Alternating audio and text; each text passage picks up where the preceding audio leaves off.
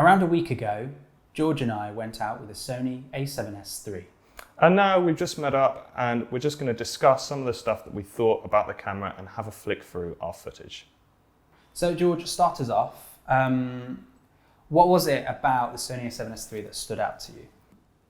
Slow-mo, 4K, slow-mo, all the specs we need, everything that, to be honest, I really, really wanted in the camera they gave to us. Yeah, and the S&Q mode, which eliminates audio but also allows you to play back in slow motion. I think it was the setting that we used most throughout all of our demo footage. That video will be out now.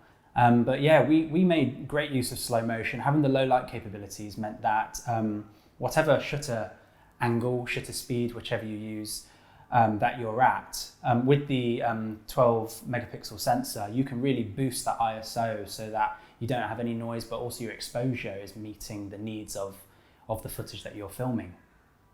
So just for anybody who doesn't really know exactly what an S&Q mode is, it's basically, say if you were to film something in 4K 100p, like we did quite a lot over the course of the shoot, it then outputs that file into a 25p file, which then means that then when you get it in the edit, it's already slowed down. You don't have to put all these speed durations on.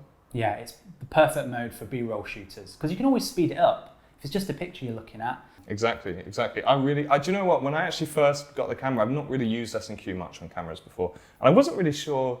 I wasn't really completely convinced, to be honest, because I just thought, well, I can just do all that in post, so why don't I just record it with the sound? But actually, once I got to the post process, I really, really saw the value in the speed of my edit and just how much smoother and nicer everything was.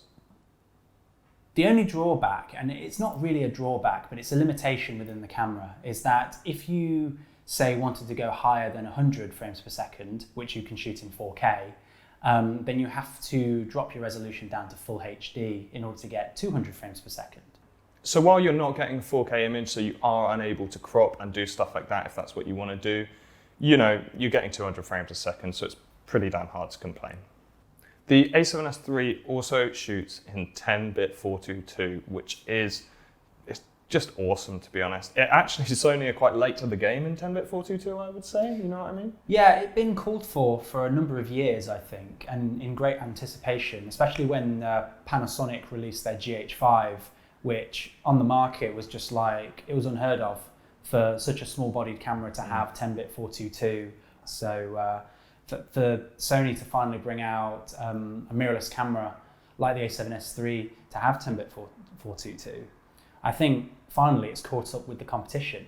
Mm-hmm. Like honestly, the amount of I'm sure that some of you might know, you've probably shot with 10-bit cameras before. The difference between 8 and 10-bit is huge. It has such a big effect when you're grading in terms of like controlling exposure, controlling everything, to be honest. It gives you loads of flexibility if, say, you underlight something or overlight something and you need to just kind of squeeze it back down into a more kind of neutral color space. We'll just give you some examples of that. So what I'll do is I'll put some shots up on screen that are ungraded, and then I'll put them up graded, and you can really see how much we're not just messing with the colors, we're also changing the exposure quite drastically. So I thought the autofocus on the A7S III was absolutely outstanding. I think we both agreed that neither of us are really users of AF. Quite hesitant, actually. Yeah. Very hesitant, yeah, because we're very manual shooters, really. But once we switched that feature on and we saw how fluid and how accurate it was all the time. Yeah, the A7S III is probably the first camera that's completely converted me to autofocus. It was definitely the best autofocus I've ever used on a camera before. Yeah, and I mean, we haven't used many, but compared to the A7S II, where we did a side-by-side comparison of how good the autofocus was, the A7S III was leaps and bounds ahead of what the A7S II was giving us. And even then, I even had to play around with it because I quite like one of the unconventional shots, I think it was like found by Alfred Hitchcock, called the contra zoom, which is where you kind of move towards a subject, but you also zoom out, and it gives you like this kind of extending effect with the background, that focal length change, but holding that same composition style. And it's a really nice effect, but with most photography lenses that we're shooting on, they're not parfocal. So when you're doing the zoom, you're moving out of focus as you're making this movement. So what was really a good hack actually with this AF was that you could do these effects and the AF would track your subject for you and hold that focus so you could get a really clean contra zoom. And that's just so cool, I think, the idea that the stuff in that camera body can just change the way you shoot and open up more avenues. You know, even if you're not going to use them all the time, just knowing that it's there and giving you that flexibility, I think is worth a lot to filmmakers. Yeah, and the IBIS I thought was really good. Super cool. We shot handheld for, I think, about 98% Yeah. of our time with the A7S III. I remember I was filming these beetles on this log, just following them with my hands, and we didn't do any warp stabilization to this shot. We've got it on screen for you now. And it was just so steady and so smooth. It might as well have been a slider or a gimbal shot. But no, it was just handheld and it was brilliant. So Shawn also got this shot of me while I was using the camera, and he walked around me, and he was properly walking around. It took you quite a few steps, I think, to get around. Oh yeah. I was proper trying to keep up pace as well because I wanted it to be a nice kind of like circular motion around you and a nice fluid motion without it taking too long. We weren't doing it in slow motion. I had to do it in real time. And I was traipsing over just basically gravel and sticks because we were in the woods. Here's the clip without any doctoring or warp stabilization applied to it at all. And now here it is with warp stabilization.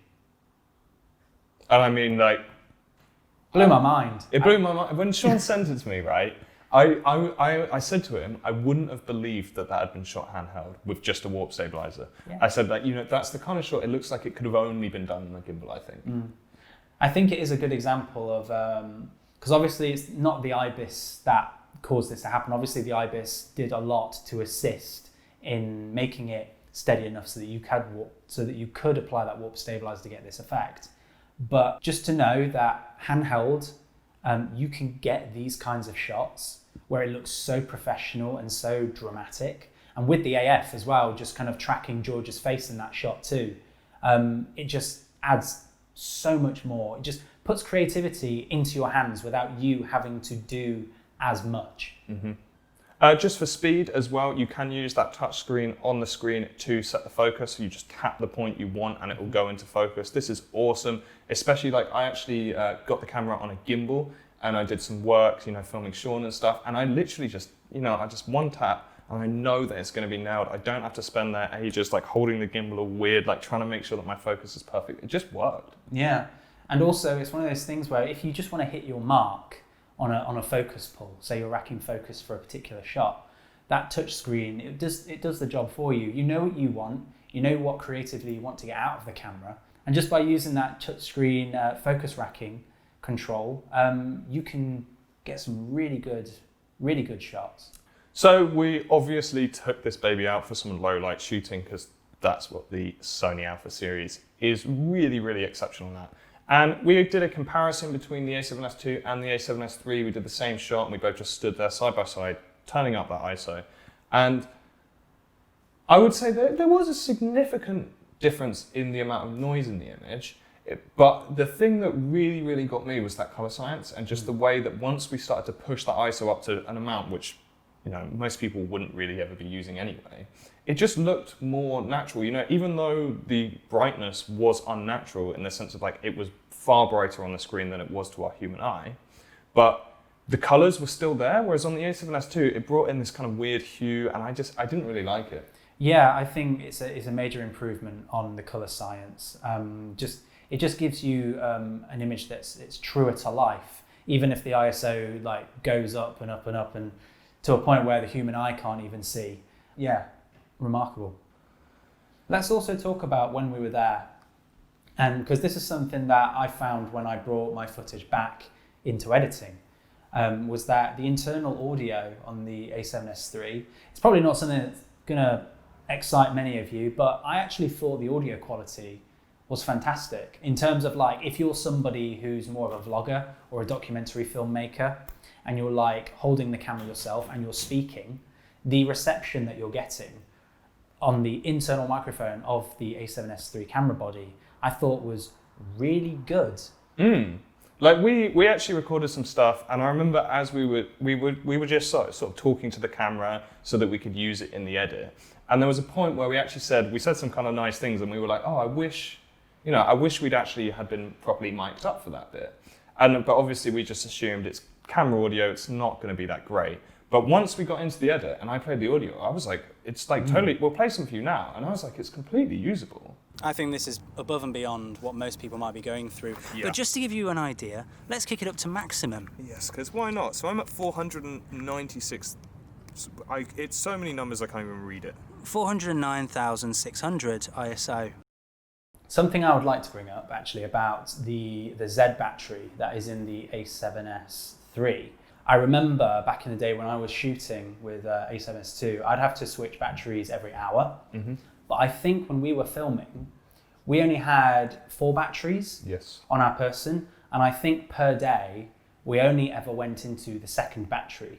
And we were pretty much filming for hours on end, for the whole stretch, shooting in slow motion, 4K, high bit rates, all of that. So I thought the Z battery as an upgrade was actually very welcome and very obviously different as well in terms of longevity and being able to just go ahead and play with your camera, basically. So a revised menu system is very nice. It's all colored.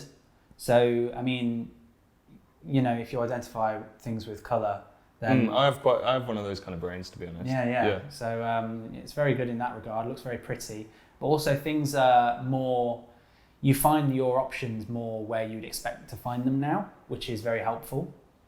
Yeah, because on some of the other A-series Sony cameras, they all kind of had the same menu system. And I remember when I first started using them, I really hated it. And it's just quite well known that they weren't generally that well liked because they were just a bit clunky. And this one is just a lot more intuitive, I thought. And you can use touch to use the menu system, which you previously couldn't do. So it was always a bit awkward, especially when you're under pressure, you know, you're kind of stressed out on a shoot.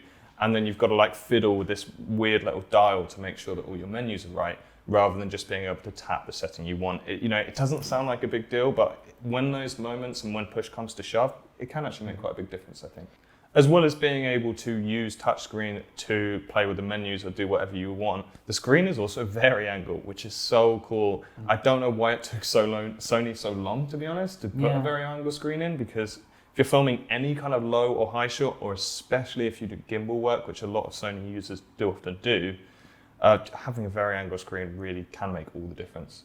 Yeah, well, it's just one of those things that I think people are, a lot of customers expect of mirrorless or DSLR cameras to have a flip out screen because it gives you that flexibility.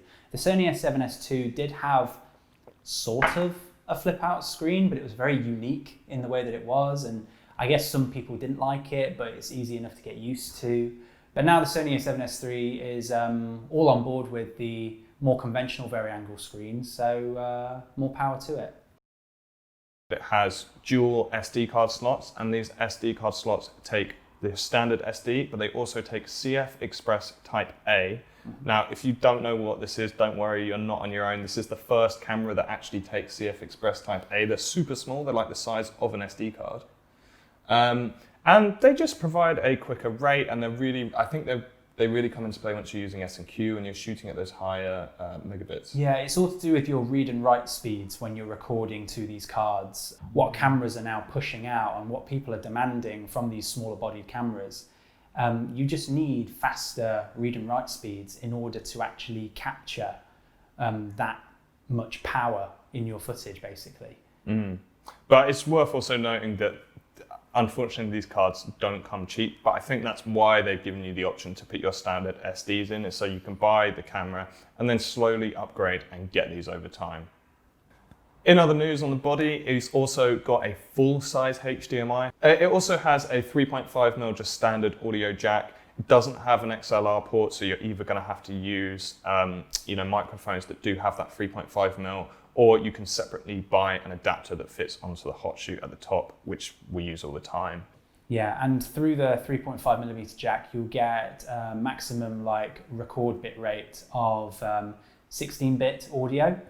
But if you plug in that XLR to the top, then you get your full-blown 24-bit audio straight into the camera. So another thing is that say you're working with prime lenses, or you've got a zoom lens that doesn't quite throw in as much as you would need it to for a particular shot. Well, similar to the A7S and the A7S II, the A7S III does have the crop mode that the other cameras had. So you can switch over to a Super 35/APS-C mode. And what that does is it just crops the sensor a little bit, but you still get your full output of 4K or full HD, whichever you're shooting at, but it just punches in that little bit. Like here's an example of George sitting on his tree throne. And this is an APS-C, but when I switch it, we're using the same lens here, same F number and everything. We switch it back to full frame and we're as wide as this. Now that gives you a lot of flexibility, I think. I mean, that's always one of the things I really loved about Sony cameras as well. If you're shooting on these bodies, it basically means that every lens you buy has two lenses, right? Like if you look at it that way, especially from a video point of view, it's like, I remember I used to, I really wanted a 50mm lens. And I thought, well, what's the point of buying a 50mm when I can just get a 35, stick it on APS-C? It's, it's not exactly, but it's pretty much going to act exactly like a 50mm. Exactly. And then basically I don't have to then go buy 35 or just every lens, it saves you a lot of money because, sometimes these Sony lenses aren't always going to be the cheapest. No, well, lenses are an investment in themselves. I think the A7S III I think it suits two markets. I think it suits the market who would invest in an FX9 for those that are requiring a B camera, but it also suits those like videographer people or documentary filmmakers who require a smaller bodied form factor for when they're working. Say like you're filming in small rooms, you generally might not want a giant camera body on your shoulder, that of which the FX9 certainly is a massive camera body. But also if you're trying to be a little bit more covert in your style of filmmaking, say it's a fly on the wall documentary and you're not really meant to draw too much attention to yourself, then the A7S III is probably a very valid choice for that. I would also add, I think it's a camera that would be really popular with traveling filmmakers or influencers, again, because of its size. It doesn't look like a camera as professional as it is, if that makes sense. Like, if you looked at it, somebody in the street wouldn't think, wow, this is a £4,000 camera.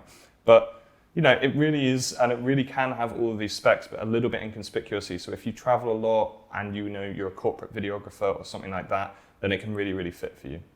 So one of the reasons that people might choose this as a B cam for the FX9 is because the color science has been matched with the camera, which obviously then means it works really, really seamlessly. They've also improved S-Log3, right?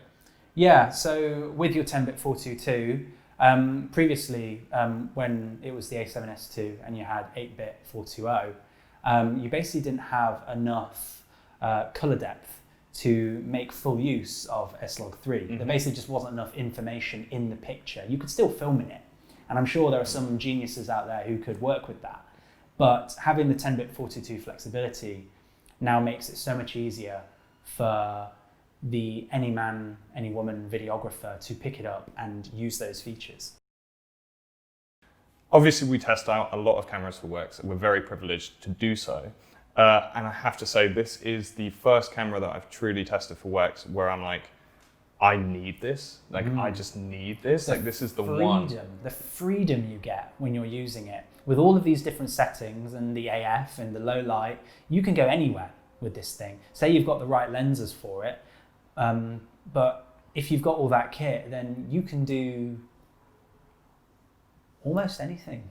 And do you know what as well is so cool? Is you can do it for a very, very long time, because this camera is going to stay current for a long time. I understand some people might be a bit put off by the price. It's not a cheap body, but I really do believe this camera is going to be used for the bare minimum of 5 years. The bare minimum of 5 years. I reckon it will go a lot further than that. Yeah.